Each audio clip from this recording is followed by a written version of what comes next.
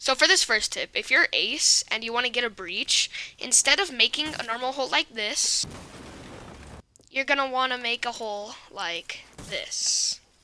So why would you do that? The reason you do this instead of this is because, let's say, I'm droning, right? And I see this Ella top red, holding red. I can swing in and kill him, right? But, let's say I have the vault through. If I vault in, the Ella's going to hear that, and he's going to look over at me and kill me. This next tip is something that everybody should know, but might be hard for people to understand at first. What I'm talking about is quick peeking. So let's say I get a call up that there's somebody top rafters. Obviously, in a real game, I won't know he's exactly right here. But what I'm going to do is I'm going to swing these head holes, and I'm going to quick peek it, and I'm going to see him, and I'm just going to shoot him. The reason we do this is because as the enemy, it's really hard for the enemy to see the attacker when they're swinging while quick peeking. As you can see, I can barely see him, but he's getting information on me, which allows him to quick peek me and then pre-fire me. So let's say I want to quick peek left. What I'm going to do is I'm going to lean left like I normally would, and instead of swinging out like this, I'm going to swing out, lean right, lean left, and swing back. If you do that in a quick motion, you'll be able to quick peek. But some people, it's really hard for them to get this concept. So let's say I'm leaning right. I'm going to strafe right, lean left, lean right, strafe left. So strafe right, lean left, lean right, strafe left. So this guy's right here. I hear him, right? He's making a lot of noise. Where is he? Oh, there he is. Quick peek, pre-fire. Alright, so for tip number 3, let me paint you a scenario. I'm pushing rafters because I want to push basement through oil pit. Now, when I break open this door, I'm going to remember that I saw a video saying to make sure to drone. So what I'm going to do is, I'm going to drone, right? I'm going to look. Alright, I'm going to see that rafters is clear, and I'm just going to push, and then boom. That's where I made my lethal mistake. I didn't drone corners. This tip and a lot of other tips might seem really simple, but droning out corners is really important because people, in this game especially, love to rat in corners. So I'm sure everybody has seen things that say you need to aim head height, right? Head height, for those who don't know, it's the second buckle on the barricade. Right here, this is head height every time. The reason you aim head height is because it's one-shot headshot, obviously. So, if I'm aiming head height, obviously if I swing out, I'm going to have a better chance at hitting them in the head. If they're crouched, I might have to flick down, but I have a better chance at hitting them if I'm aiming at height. But, what if they're elevated? So, if my test subject goes right here real quick, yeah, just lean right. Alright, so, what if I'm swinging this? If I aim head height like I normally do, right? Second buckle, right here. Aiming head height. I'm not aiming at his head. I'm aiming at pretty much his kneecap. That's not a one-shot headshot.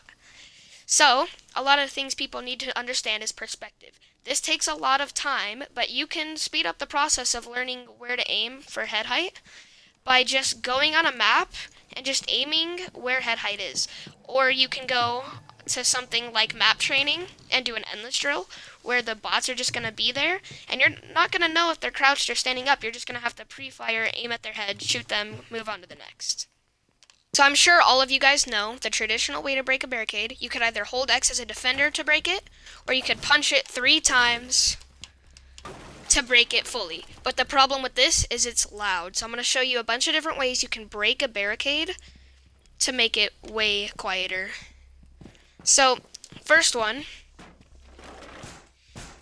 you'll notice when you break it, the third punch on the barricade that breaks it fully is always the loudest. One thing you could do is you could just break it 2 times, punch it twice, and you can go under it. Sometimes you get stuck, so what I like to do is punch it 2 times, shoot a little hole right here, and then I go through easier. You can even do 2, really, if you just want to go straight through. But that's one way you could break a barricade. So the next way to break this barricade is it takes exactly 20 bullets to break down a barricade. What you could do is you could shoot it exactly 19 times. So let's say I just pull out my pistol, right?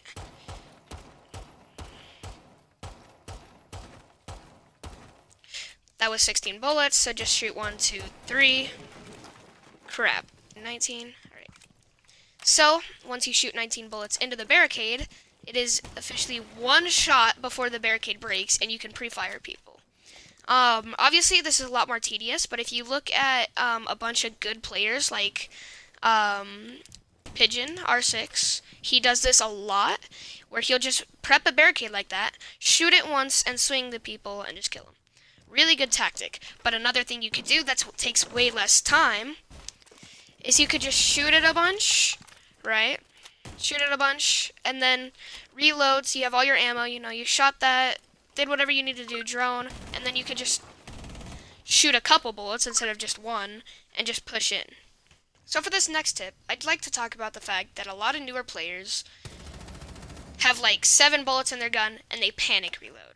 Or some people even just have like 16 bullets, and they panic reload. You just need to notice that this game's a one-shot headshot, and most characters, not even just most, all characters take only at least like 5 bullets to kill. Obviously, if your aim's really bad, you might whiff it, but reloading might get you killed.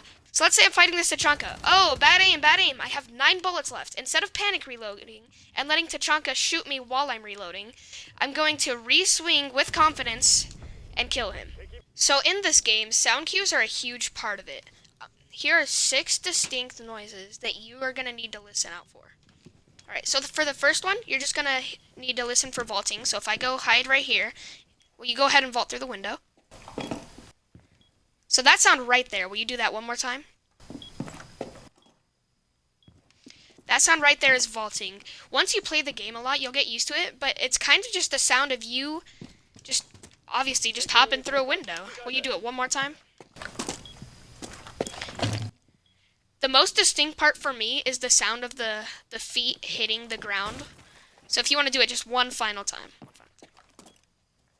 That sound right there, those feet hitting the ground, that's really distinct. And if, let's say I'm hiding here, you know, I hear that he hopped through the window. I can swing and pre-fire. The next one is the bomb planting sound. This one's really distinct. Will you go ahead and do it? Alright, see, and then also the typing. That's a very distinct noise that you're going to need to hear. Whenever you hear somebody planting, you just need to know you have to do something. You can't just sit there, you got to do something. The next one is crouching. So let's say I'm in the next room, and he crouches. Oh no, don't spam it. Just do it once. Just that kind of sound of their body just kind of dropping. Go one more time. Right there. And then laying down. And then wiggle around a little bit, like crawl like right here.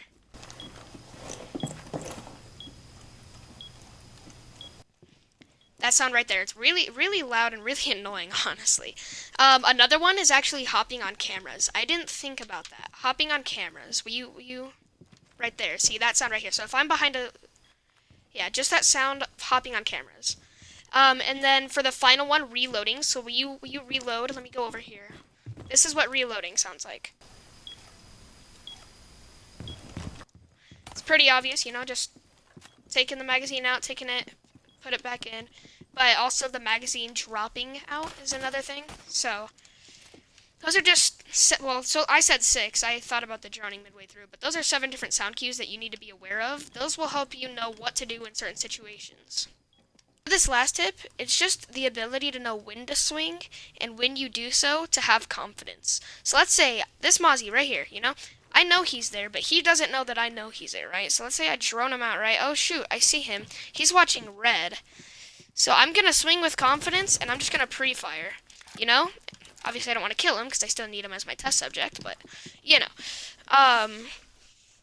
Another thing is knowing, like when to swing. So when you swing, you're going to have confidence, right? You're not going to be like, oh, shoot, he's right here. I don't want to swing. I don't want to swing.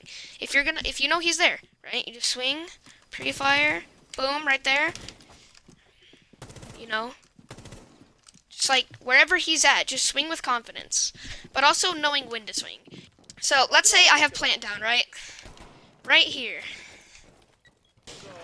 Alright, so let's say here we go to red hall for me. Go to red hall for me. I have a lot of teammates who will plant and they'll just kind of like freak out. They'll be like, "Where is he? Where is he? Just let me at him. Let me at him." But what you want to do is you just honestly want to bait. So I'm going to sit here, right? I have claymores. I can place the claymores if I want. I don't technically need to because that gives him my position from the sound. But I'm just going to hold here because in case he comes to swing this, I'm going to shoot him. And then I'm going to wait until I hear the certain noise of him defusing. I hear him defusing. I make sure it's not a bait. I'm going to swing and I'm just going to pre-fire him. That distinct sound of him defusing, if you hear that 4 times, that's when he defuses. So you usually want to go on like the second or third one. Or even first one sometimes. But in that scenario, there's two ways that can go. Either he could have defused and I pre-fired and killed him, like I did last time, or he could have just tried to get the kill, and eventually, even if he kills me or he doesn't, he wouldn't have time to defuse. That's usually how those situations go down. You just have to play smart.